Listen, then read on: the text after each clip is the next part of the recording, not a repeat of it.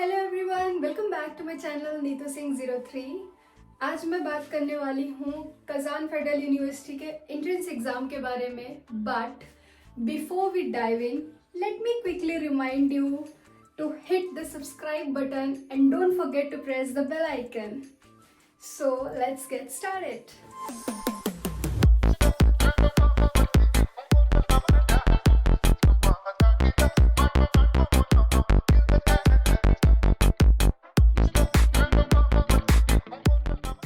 So guys, first of all कुछ facts discuss कर लेते हैं कजान फेडरल यूनिवर्सिटी के बारे में।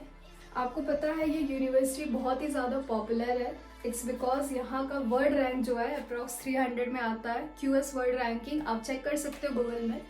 एंड रशिया की तो टॉप 5 मेडिकल यूनिवर्सिटी में इसका नाम आता है। सबसे इम्पॉर्टेंट बात, ये फर्स्ट ईयर से लेके 6th ईयर तक कंप्लीट इंग्लिश में MBBS प्रोवाइड करता है। एंड इसके लिए अप्रॉक्स 60 सीट्स अवेलेबल होती हैं जो इंग्लिश के लिए आप कर सकते हैं। ऑफकोर्स अगर आप रशियन में करना चाहें तो ज़्यादा मेडिकल सीट्स है, but for English course 60 seats available है करेंटली।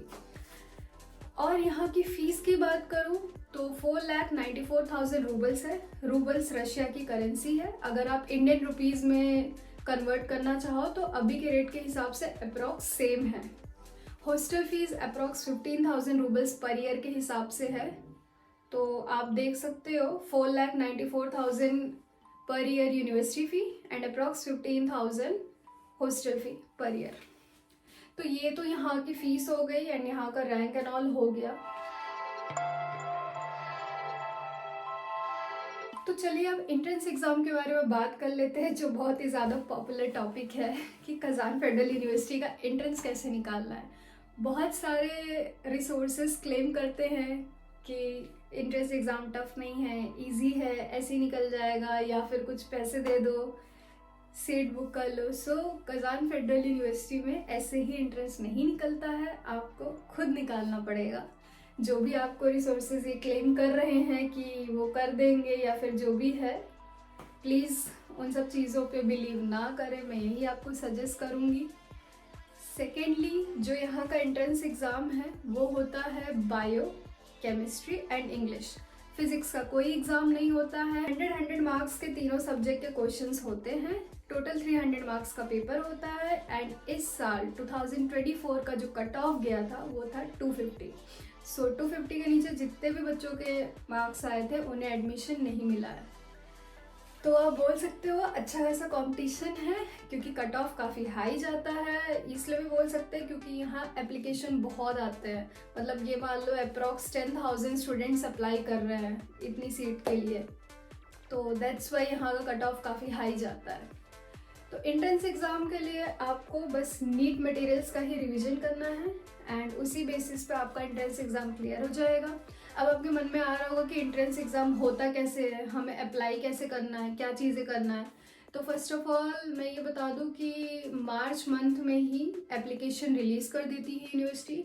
आफ्टर दैट आप अप्लाई कर सकते हैं, आपके डॉक्यूमेंट्स अप्लाई होते हैं यहाँ पे।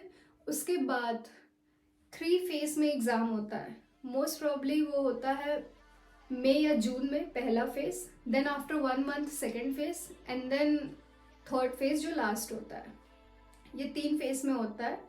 और ये एग्ज़ाम एग्जैक्टली कब किस डेट पे होता है वो यूनिवर्सिटी अपने वेबसाइट पे मेंशन करती है, तो वो फिक्स नहीं है।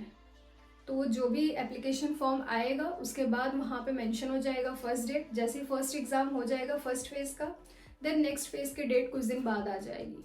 तो ये 3 अलग अलग दिन होता है अलग अलग सब्जेक्ट्स के लिए। फॉर एग्जाम्पल जैसे आज मेरा बायो का है तो कल मेरा केमिस्ट्री का होगा, देन नेक्स्ट डे इंग्लिश का होगा।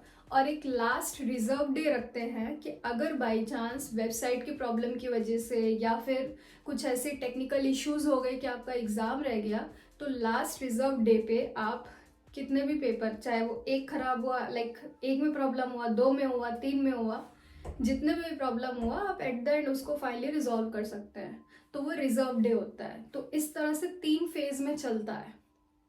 तो ये पूरा प्रॉपर है यहाँ पे, मतलब ये सिस्टम है कि कैसे एंट्रेंस एग्ज़ाम होते हैं।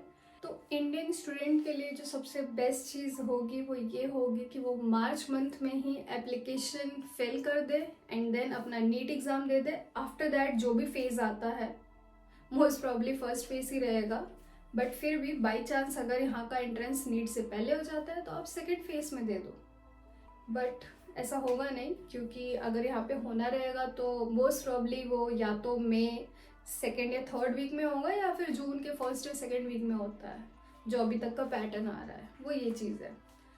अगर आप पैटर्न की बात करें कि कैसा आता है क्वेश्चन, तो ये MCQ भी रहते हैं और सब्जेक्टिव टाइप भी रहते हैं, दोनों चीज़ रहते हैं। और आप ये सोच रहे होगे कि क्या हमें कोई सैम्पल पेपर मिल सकता है या फिर कुछ ऐसी चीज़, तो गाइस पेपर के फॉर्मेट चेंज होते रहते हैं। ये ऐसा नहीं है कि लास्ट ईयर का पेपर उठा के दे दिया तो वही सेम आ जाएगा, ऐसा कुछ सिस्टम नहीं है, तो इसका कोई बेनिफिट नहीं होगा आपको। मैं बस इतना कहूँगी कि सबसे बेस्ट यही है कि जो आप नीट के लिए पढ़ रहे हो वही मटेरियल को रिवाइज करके रखो, इतना मोर देन इनफ होगा एंट्रेंस एग्जाम क्रैक करने के लिए। सो आई होप मेरी ये इन्फॉर्मेशन उन बच्चों के लिए हेल्पफुल रहे जो भी यहाँ पे आने वाले हैं। Best of luck guys NEET के लिए और कफो के एंट्रेंस एग्जाम के लिए। Bye bye, take care.